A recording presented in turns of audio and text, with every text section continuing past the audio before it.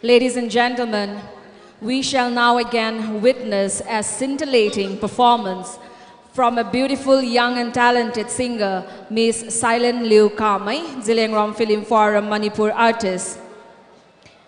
You may now come and take the stage. Ladies and gentlemen, let us all give a big round of applause for Miss Silent Liu Kamai.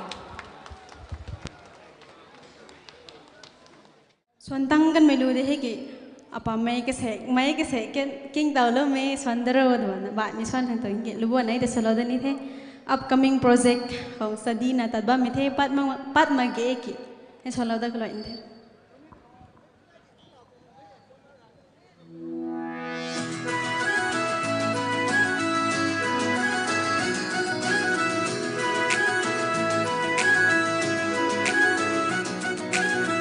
riêng mấy nắng hay hầu gai yang em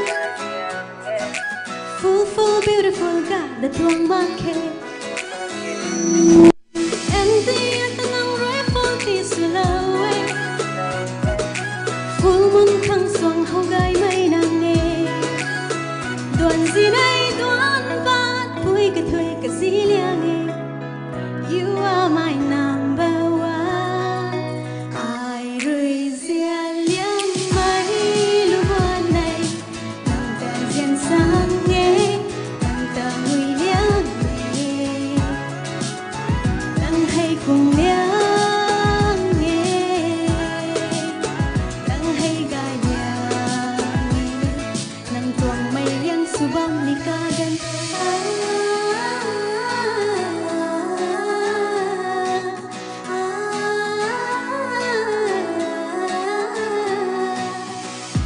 Cứ thế diễn liền mây luôn gai bóng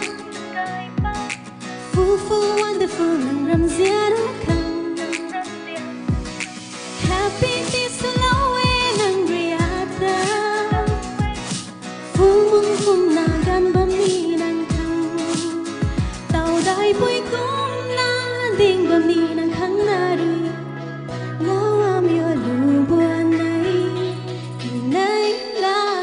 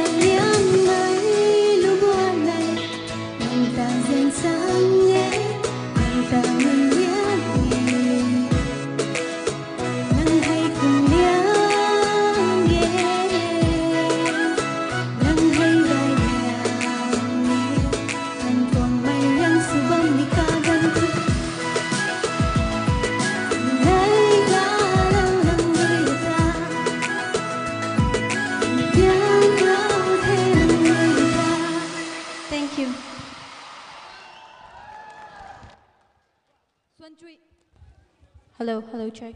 Xuân Chui Chang dinge Miss Silent Liu Kamai ZFM FM artist. Mai ko ina ban pa dai na hilo da ko.